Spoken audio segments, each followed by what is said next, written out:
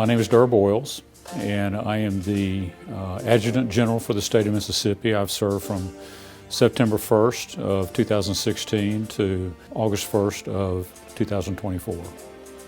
I grew up in Jackson, Mississippi, so it was a metropolitan area. Grew up in a neighborhood with a school yard across the street. Always liked the outdoors. Was very active in Boy Scouts because Boy Scouts was really a way for me to travel, get away from my neighborhood, see challenging things I had not experienced before. And went through that program and became an Eagle Scout. And that sort of gave me an appetite for achievement. I don't sit still very often. I like to have a goal. I like to achieve that goal, work hard at doing it, sometimes an impossible goal. And my early years sort of, that's the reason I guess I was developed that way. I'll tell you, my dad's reference point of encouraging me to go to the military was that he had served in World War II. He had joined at the age of 17 in February before they were supposed to graduate in like April of that year or March or May of that year. And went off to basic training and served in the Navy at the end of World War II. And then he joined the Guard when he moved to Jackson, Mississippi, got a direct commission in about 1960. I watched him wear the uniform in the Guard. That was sort of a foundation for me being comfortable. And although I wasn't in the Guard at the time, I got to know a lot of his peers that he was in the Guard with, and I saw the camaraderie, saw that they actually achieved some things that a lot of times they generated that achievement themselves.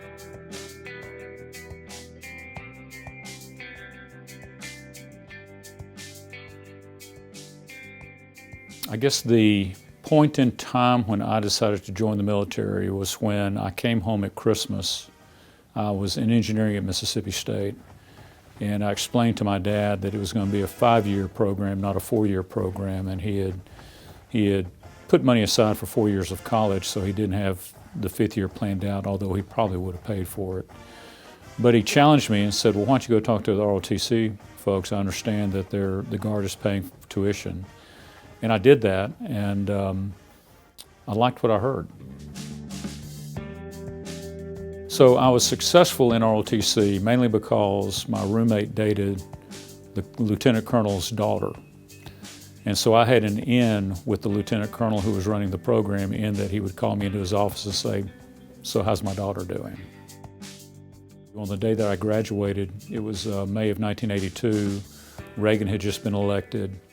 The tradition was that you wore your uniform under your robe. You got your diploma or your, whatever you call it in college, your certificate.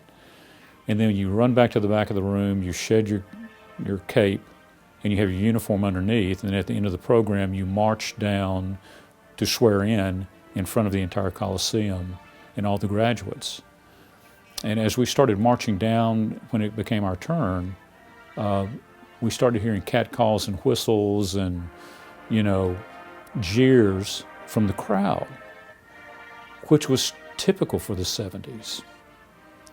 Because you had the vestiges of that Vietnam, still out there. But we got about halfway down the, march, and you started getting a little bit of clapping, and by the time we were at the very front, the whole Coliseum was clapping for us. This country had made a turn from this Vietnam era and the way the military was treated to this era of respect that we've lived with for the past 40 years.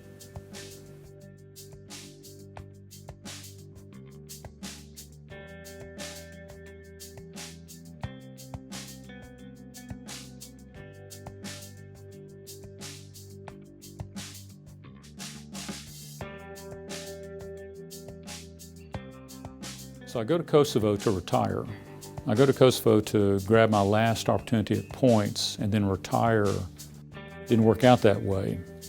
I got a phone call the 1st of June of 2016 that said, Durr, no place else for you to go, time to drop your retirement papers. I called my wife and told her I'm dropping my retirement papers, and we gave each other a high five over the phone.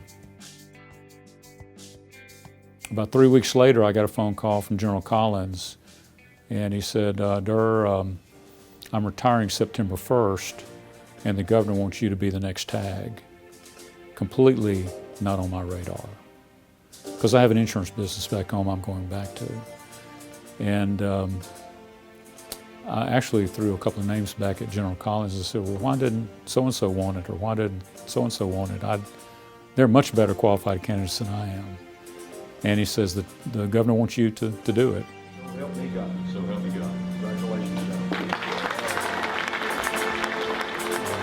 So I guess he had confidence that I could do the job. So I roll in, and like with any of our military assignments, you go into a job and you assess what the job is, you assess how successful it is, you assess what's happening on the calendar over the next 1, 2, 3 years. And so I did that. And I assessed it from a business perspective, not from a military perspective. And I tell people all the time, we do military very, very well in the Mississippi National Guard. We do logistics very, very well in the Mississippi National Guard. But our business model needed a little attention. And so I focused on that part of our organization, knowing that I had great commanders running our subordinate units. So when I took this job as TAG, my first phone call was to Trent. Told him that I couldn't do this without his mentorship and partnership and all, so I brought him on the team. So I called Clint Walker, who'd been a close confidant, my chief of staff when I was a one-star general. I called Joe Hargett, who had been a close confidant when I was an engineer at the brigade headquarters. And then I called Chris Chrysler, a retired Air Force general. With the mentorship and the friendship of those 4 strong leaders, I sort of put my plan together, bouncing things off of them, like, you think this works, you think this doesn't work, and together, I say over about a 2, 3, 4 month period, we put a team together, we put priorities together, and went from there. NTC, we did 2 NTCs while I was TAG. It is a big logistical move to do NTC. This organization is light years ahead of most states. There are a few other states who do logistics very well, but we're well ahead of most states. And simply moving equipment to and from the desert in California is a big nightmare.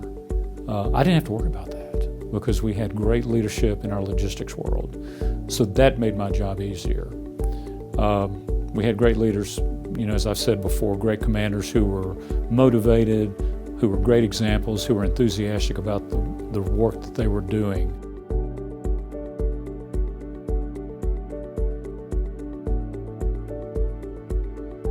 College tuition program. I had been an alumni president at Mississippi State, so I sort of knew the politics of IHL. You had to go to one school that you knew would jump on board and help you with the tuition problem, and then let competition drive all the other schools' responses, and really we left IHL out of it. So I go to Mississippi State and I tell them, look, I'm giving you $2,500 a year. I need to be at about $8,000 a year. Would you pay the difference for my guardsmen? And I showed them the numbers, and they committed to doing that by guaranteeing free tuition for our soldiers. Once state got on board, the fear of competition drove the other schools to jump on board over time. And the state was flush with money at the time when I did that, so timing was important. And they were willing to write the check, so I got the schools off the edge of the cliff because it was costing them money. Got the legislature to fund it, and now we have a very robust tuition system that we grew from 200 students to about 550 currently, because we're paying full tuition now, and the legislature's funding it. Looking for opportunities for the Mississippi Guard to generate more revenue for the Guard was something important that we wanted to do. Bring in active duty units to come train at Camp Shelby. That's something we've been working very hard on. What that means for me is that they spend their dollars in Mississippi. Bringing the reserves back to Camp Shelby. Turning over a facility to the reserves at Camp Shelby that will be a maintenance facility that they can be proud of. Then they're spending their money, not ours. And once that facility is complete, it will draw reservists to Camp Shelby, where we're operating at about 50 or 60% capacity. When we do have something going on that generates activity, yes, we'll get a certain segment of the population who says, now is my time to serve. I think that's why we're 100% nationally in the National Guard versus the active duty that still struggles. Because I think young men and women not only want to serve and deploy, but they also want to serve their communities. During COVID, I would go from site to site and talk to the soldiers, really more find out what they needed from us. You know, on cold winter days, they needed heat. I needed to find out who had heaters working, who didn't, that kind of thing.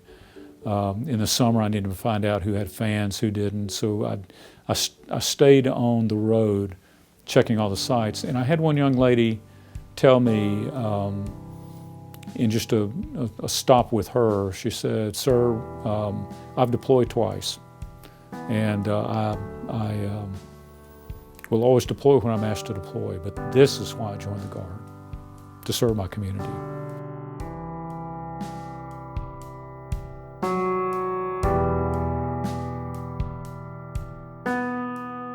It's been an incredibly rewarding career.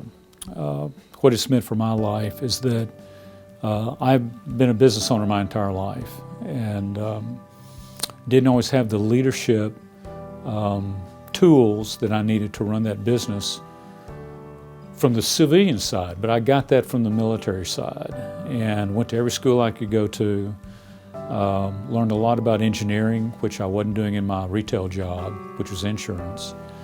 And so I've sort of lived two lives, and I cannot tell you how rewarding that has been to learn the leadership skill set and how to be, I guess, a patient leader, what we referred to earlier. The camaraderie, being around these incredible men and women who I've served with, and I've named names,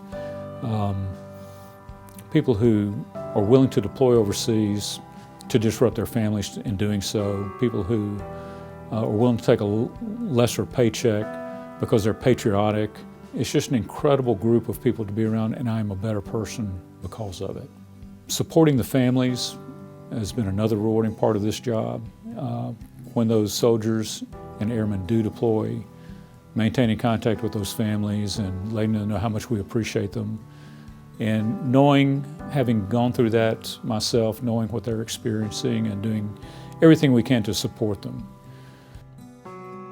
Providing job opportunities for our young men and women who are in the Guard, who don't have a job, and exposing them to the civilian world has been important to me.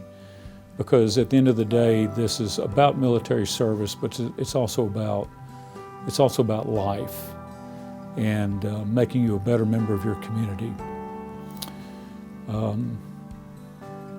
So I'll just leave you with that thought that when it's all said and done, this job's about people. We do military very well. I mentioned that earlier. We do organization. We do enthusiasm. We do waving the flag. We do all those things very well.